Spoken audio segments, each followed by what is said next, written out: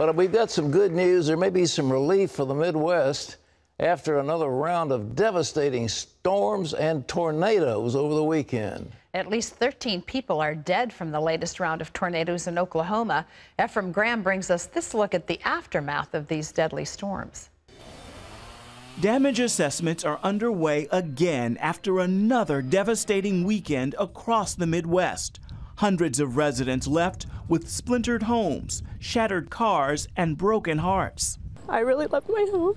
This house is 117 years old, and I was like, we're okay. It's going to be fine. And, you know, it's just not. The Oklahoma City region was hit by two terrifying storms. The latest hit Friday, bringing with it massive flooding and at least 5 tornadoes.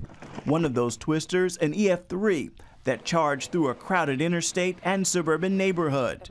The death count has been rising as emergency workers continue to search for missing residents.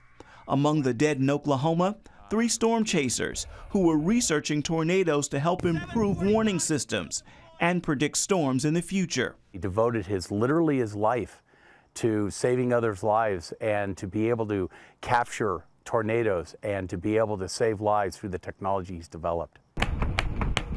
Operation Blessing is still on the ground in Oklahoma, helping residents cope and pick up the pieces.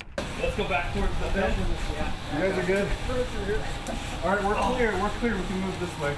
Volunteers are working with residents to clear debris and repair homes. They're also providing those all-important hugs and spiritual support through prayer. Ephraim Graham, CBN News.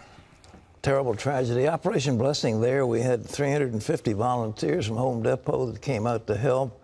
And our troops had to seek shelter, though. Another tornado came through Moore, the same devastated city.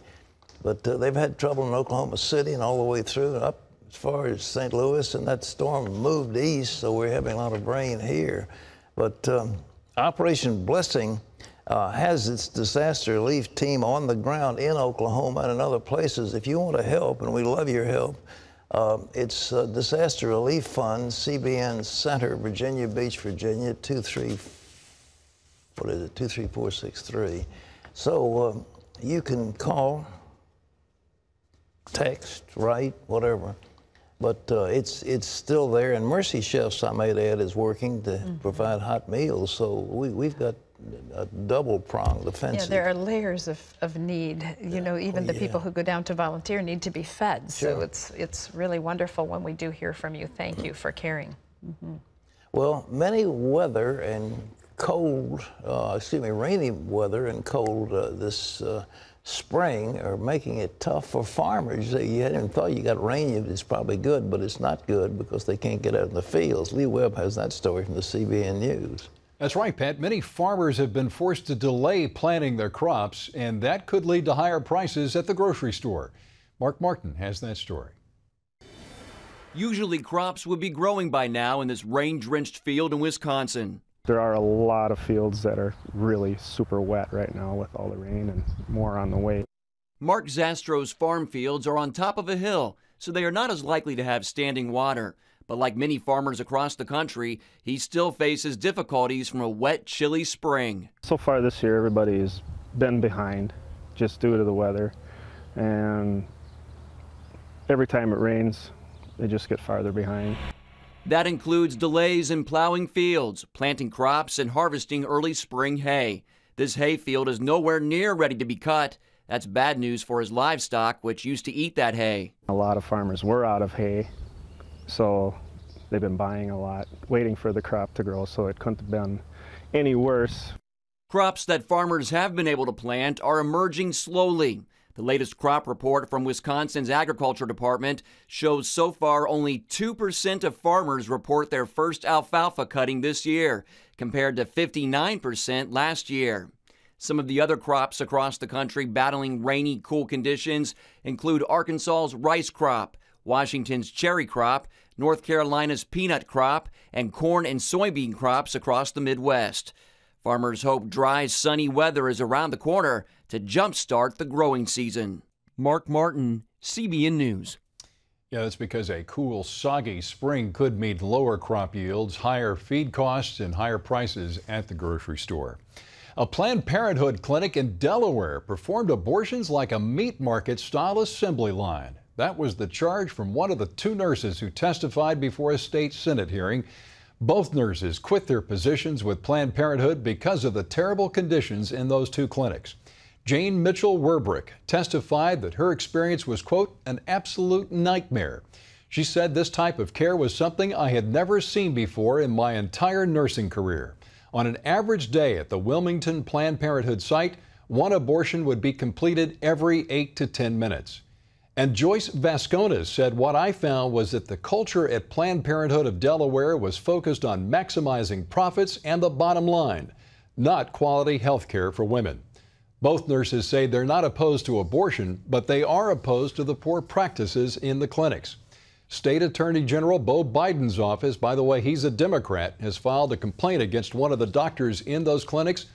But one of the nurses says he was only a small part of the problem. Planned Parenthood says it takes swift action to correct problems like this. But senators from both parties say the clinic needs tighter regulations. Pat? You know, the pro-death forces are always crying out, well, we've got to keep abortion safe and legal and so forth. When that horrible thing in Philadelphia, that abortion mill, that carnal charnel house, the pro-death people came out and said, oh, well, we've got to make certain that, although this is an aberration, this is a legal clinic and we've got to have the access open for women. Women are being butchered in these places, just butchered. And the American Center for Law and Justice has several lawsuits against Planned Parenthood, the big ones in California, and whistleblowers. They were triple billing the United States government for the services they performed. There's fraud, mismanagement, and of course, what has been pointed out in Delaware is the abuse of the women who are coming in. It's a business, and it's huge, and the amount of money they make is enormous. And on top of that, they get over $500 million in your taxpayer money every year, at least the last few years. But there used to be 300, and it's gone to over 550 million to that organization. And there's something wrong about the whole thing, and something's got to be done about it. But in any event, the American Center for Law and Justice is in the courts, and those court decisions, one in Texas has already been decided, negotiated, and it's a substantial fee paid back to the government for money they have taken improperly. Lee? Pat, the chairman of a government watchdog committee claims the Cincinnati IRS agents who targeted Tea Party groups were, quote, being directly ordered from Washington. Republican Congressman Darrell Issa released excerpts of interviews with employees. He says they show the employees were directed by Washington to subject conservatives to tough scrutiny. The president's spokesperson is saying whatever is convenient at the time, and the story changes. What we have are people who come in to transcribed interviews. They're saying under penalty of crimes that certain things are true. We have subpoenaed documents that would support that they say emails that went back and forth. The top Democrat on the panel, Congressman Elijah Cummings, says there's nothing in the Inspector General's report, though, that support Darrell Issa's claims. Meanwhile, the IRS is at the center of another spending scandal. A government watchdog says it wasted about $50 million on more than 200 conferences between 2010 and 2012. That included $4 million for one gathering alone in Anaheim, California. A massive asteroid flew by Earth over the weekend. The space rock was nearly 2 miles in diameter, enough to wipe out civilization if it had hit. NASA has developed a plan to protect Earth if an asteroid is heading our way. The space agency considered several options, but finally decided that the best plan is to fire a nuclear missile into space and detonate it near the asteroid to knock it off course. Hopefully, and we emphasize hopefully, that would work, Pat.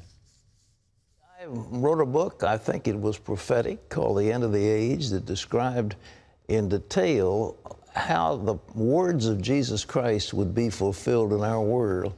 And what he had to say in the 24th chapter of Matthew is very startling, and I recommend that you read it. And I also recommend, if you can get a copy, it may be out of print, The End of the Age, but it described an asteroid, but that was just 1 kilometer, 6/10 of a mile. This one that flew by was about 1.5 miles, almost 2 miles in diameter, and that it'd be enough to destroy life on Earth. Yeah. The explosion is huge. It's frightening beyond belief of the damage that one hunk of rock would cause in this if it hit the United States or the world, actually. Well, that was what you really outlined in your book, was the scientific side of what would happen if something hit Earth. It's pretty devastating. Well, I had mine hitting in the ocean, and the tsunamis that come, the Earth's crust gets disturbed, the volcanoes that come, the cloud of dust. It's unbelievable. But you have a global winter where you don't grow any crops. There's no sun. Mm-hmm. And it's kind of what Jesus said: the sun doesn't shine, the moon doesn't give its light, and so forth. It's all there. Read it. Right. Illinois conservatives defeated a campaign by gay activists to push through a same-sex marriage bill last week. The Illinois Senate had approved the measure back in February, but the state House adjourned Friday without voting on the measure. That despite months of fierce campaigning. President Obama even jumped in at the last minute, urging lawmakers to approve gay marriage in his home state. Gay activists, though, thought momentum was in their favor after several other states recently approved it, but conservative black pastors and other church leaders fought back with radio commercials, robocalls, and lobbying. Gay marriage supporters say they will not give up in Illinois. CBN's Orphans Promise is helping families in Thailand at risk of giving up their children. The Keeping Families Together program focuses on preventing families from separating by strengthening them through financial assistance, parental training, and family fun days. So far, 19 families and 46 at-risk children have participated. Orphans Promise staff makes weekly family visits to pray and build them up, and local churches offer ongoing outreach. 80% of children living in orphanages of children's homes have one or both parents still living. They're just too poor to care for them. You can find out more about what CBN is doing around the world by logging on to cbn.com/international.